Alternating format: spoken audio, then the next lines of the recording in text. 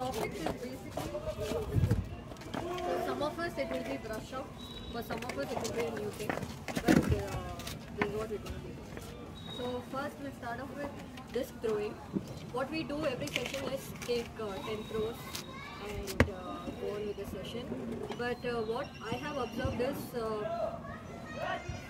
it's just people are still not comfortable with all the throws. They just still hesitate. They just give a quick pass because they've been asked to put it. It's not like it doesn't look like it's their decision while throwing it. It looks like they have been forced to make that throw and things like that. So what I want you guys to focus on is what kind of throws you can use it during the game. So you should know your throws, what you make it during the game. So firstly I want to ask, Talib, what's your favorite throw? Mine, Yeah. forehand. Ritu? Backhand? Can you be specific, like forehand flat, forehand around? Backhand flat. Forehand flat and outside. Okay, Shravan? Forehand inside out. Rinal? Backhand flat. Kanwa? Forehand inside out. Okay. So why do you guys think that that's your favorite throw? Because I think that's your comfortable throw. Like any day you can make that throw. Even if it's a high stall count, you can make that throw. That's why you said that's your favorite throw. So how to make other throws also your favorite throw? Because that's one throw will not survive, right? So one is like Vinith, Rajat, Shareen. Just come, just stand here. Shareen and Vinith will be on the stack. Rajat, so this is called 360-degree throw. Some of you guys might know, and some of you guys it's a new thing. So 360-degree is when you have a pivot leg. Like I'm going to show on the right hand today. When you have a pivot leg, it's basically, this is not a throw. We have a mark. I have the disc.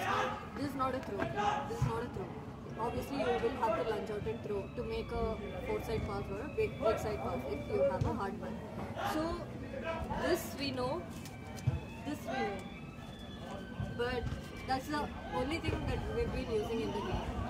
Only 180 degree, 0 to 180 degree. What I would like to introduce you today is you have this, and this.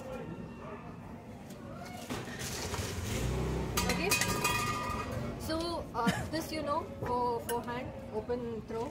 This you know backhand open throw, and this you know again break side. But imagine if I have a mark like Rajat, who is tall and I can't see anything. So I want you guys to focus on the lunging off, like after the defender, and make that pass. So this I don't see much because you guys only like stuck here. You guys know that the one leg can be moved anywhere, like 360 degree, but I only see that it's only going left to right. So this, when we have 10 through again, like every session, maybe you guys can practice on different lunges, like back, because even this is equally important. This is when you activate the thumb. People just look here and throw it. They don't lunge out and throw. So every time, like if you have to do a 10 backhand throw, maybe you can do one backhand throw here, one backhand throw here, one backhand throw here. Like that you can practice with different ways. So the other thing that you guys can focus is release point. Not every time you will get to throw at mid-level. So you will have to focus on the high throw, you will have to focus on the low throw, when the wind is coming, when the wind is not there, all the controlling and everything, when the disc has to go in certain pace, all that you need to focus on. So how you can work on is basically, if you want to practice on floating the disc, when you are taking throw with your partner, count the number of seconds till the disc reaches to the other person.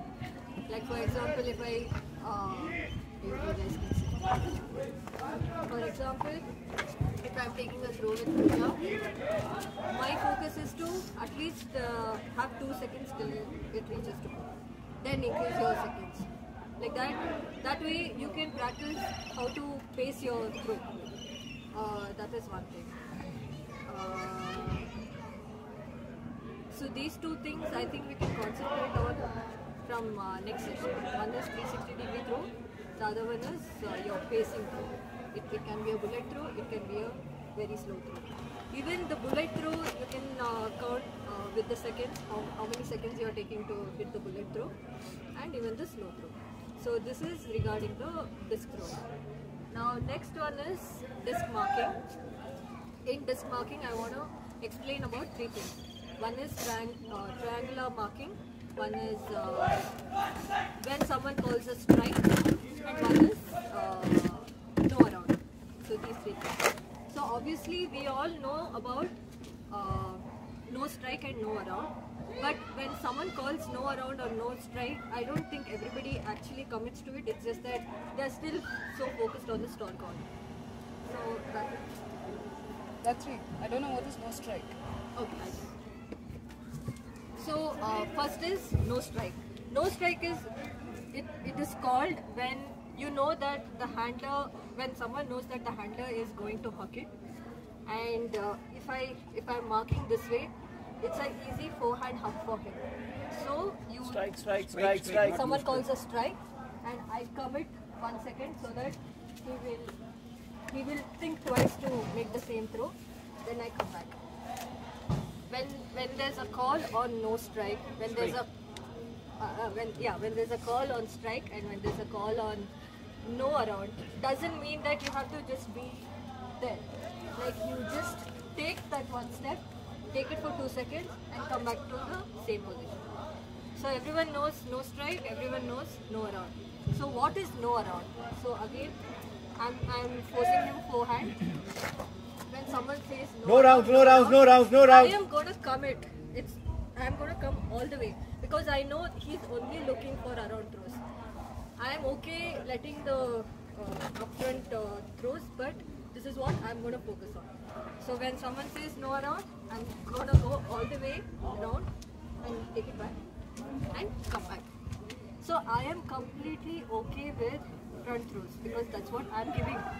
You don't have to go for the hand lock. You always focus on the no breaks or no around because that's what we decided that we're going to be marking. Okay? So that is no around throw. Third one is triangulation, which is really important and which I observed today that it will really help for the hand disc mark and the dump marking, which I could observe today and not everyone were doing it. Triangulation is basically, this is 1 point, this is 2 point, and this is 3 point. And again you go back.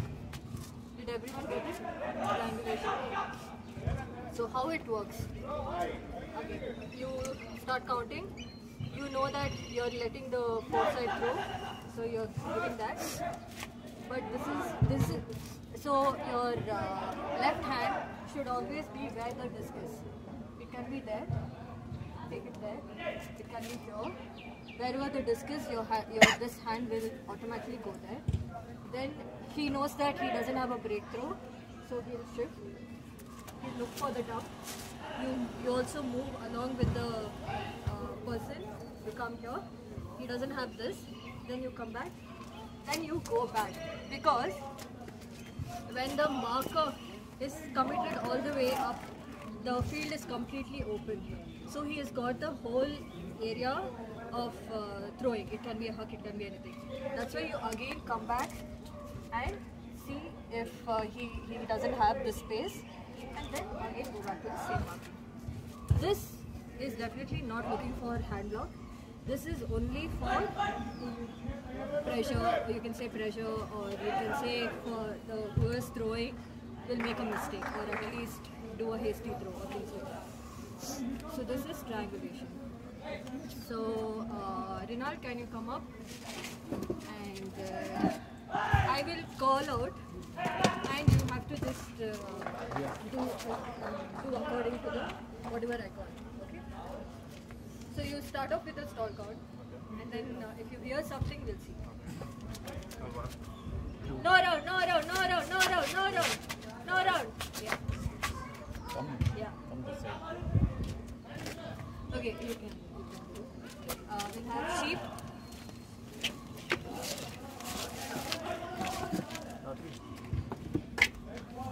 she bangs into you. Okay, let's start. Start coach. Oh, for what? No around, no around, no around, no around, no around. Yeah, good. Let's go. Turn off.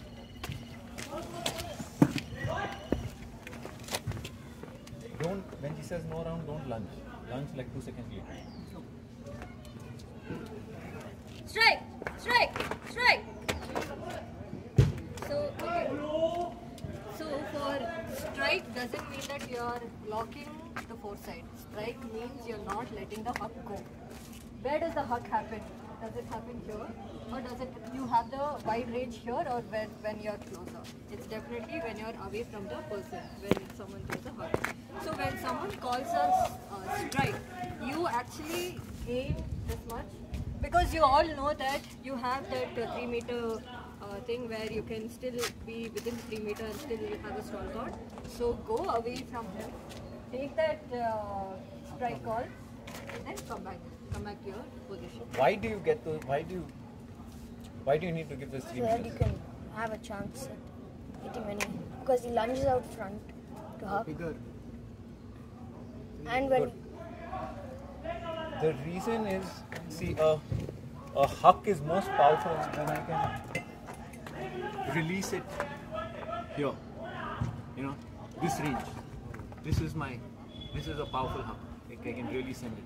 Once I need to release it from here, power goes. I can't release a flat huck from it. It has to go outside it.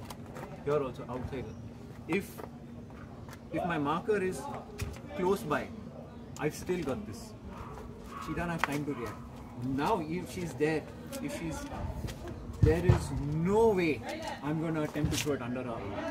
Because I know she might be able to not, I know she's got time to react.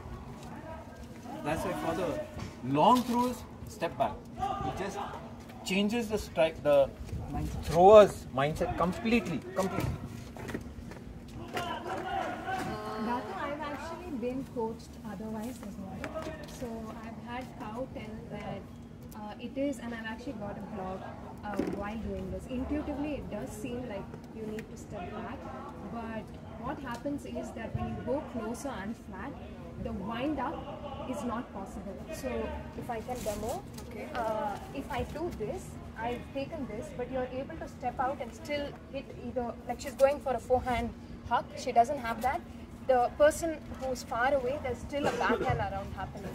However, if she has a disdain and go like that, her wind up gets disturbed and hence she doesn't have any huck option, was another way I've been taught. So okay, that is okay. That is also true where you stand close to your person and you are not letting them to even lunge out and throw. That space you are not giving. That will help. But my the explanation here is basically when someone calls, I want them to react. Like let them take a call whether they have to stand here or anything. But what is happening is on the field, when someone says no around or when someone says strike or any call for that matter, they don't react, they're not reacting. I think it's better if they understand what it is and then like you can like adapt. See what works for you. Next time when a strike is called, see whether going close to the throw works for you, whether maybe it works for different throwers. Different throwers it works if you're close, different throwers it works if you're far. See, experiment. Okay, Catching. yeah, I was just thinking. So next is this catching. We all know that safest catch is catch. That's a catch. But for me, yes, it is a safest catch. But I also feel sometimes when you know that clap catch is going to take more time than one hand grabs, I think you should go with one hand grabs. What I want you all to focus on is basically to practice on both hands, your dominant hand, your off hand. So all this is actually connected. When you do a drill, when you play a game, when you take throws, it's just not 10 throws, it's just not backhand, it's just not attack catches. It is more to it. So whenever you guys are having a 10 throw drill, So you can practice on only catching clap catches. You can practice on only right hand catches. You can practice only on the left hand catches. That way, even in the game, you know that you have that confidence that, oh, I have this catch, I can do it. You would have done a lot of reps that you know that you can catch it. Otherwise, it is always safe to go with clap catch, yes, but when you know that you have to go with one hand, please practice both hands. It's not just your dominant. Any questions? You spoke about that triangulation. Can you talk more about what's the thought process behind that third step? Yeah. No, so this triangulation is basically you're not letting that person throw a breakthrough. Breakthrough doesn't mean this throw. Breakthrough can means if this is my field and I'm throw. Breakthrough is this whole thing. Like if you imagine breaking the field into 3 parts. I'm considering these 3 squares. So 1, 2, 3. My breakthrough, if my stack is here, this whole is my breakthrough. So how do you stop that? Because it's quite a wide field, and that's why I said triangulation. One is you're taking the narrow breakthrough. The other one is you know that he doesn't have a throw, so he is going for the dumb throw. Now, when I'm committed to the dumb throw, I've given him the second half of the field. That time you take little wide and take the more angular space of the field. Like, why not just come back to one? So if you come back here, because you've got you don't know the narrow space. You don't know the narrow space anymore. Okay, I've come here, then go back. See, if I come 1, he's got the whole space. Now when he has set up, we all know that this is his space. But once we have moved, the space has opened. So that's why you go back, take the more angular space and come back. One question, Doctor. Yeah. Because I learned it differently. You're telling this triangulation mark is to prevent a breakthrough. Yeah. So then why you want to prevent the dump on the break? I thought it was to prevent the IO and around to the putter, not to the break side dump. Actually, yeah, my bad. It's basically this throw. Yeah, this throw. This throw, around. So in that, what we had learned that you prevent that first arrow, like keep. It said that prevent the given throw. Like you're holding like this, so they said this is a given throw. So prevent this. And after that, rather than going there, move like this, overcompensate horizontally. And now because you're overcompensated, this lane opens up, and that's why you jump back here. Yeah. And so it's like horizontal and then jump back, and then you can come back. So that is what we have. So, but you are not going to try to prevent the dump throw here by going Not lower the out there. behind throw. No, not even the line throw. You are just going to prevent throw to the stack around throw. So you don't have to like jump there. What you do is go horizontal and over. And then you know that you jump the lane. Now you don't have time to come here. That's why you have to go back. Because once you have gone there and the person steps back, you go there by the time disc is released. That's why you jump back here. So breakthrough is something that you're not allowing easily. You are not worried about the dump on the brake side. You are preventing a dump brake side Like to the the stack. around throw is also a possibility to hit the brakes. Yeah, you want to prevent IO and around this. So you put this, and now you can't go here because there is no time. That's why you want to react to this throw, you come back. That is why the jumping back was there. So yeah, the session is done, but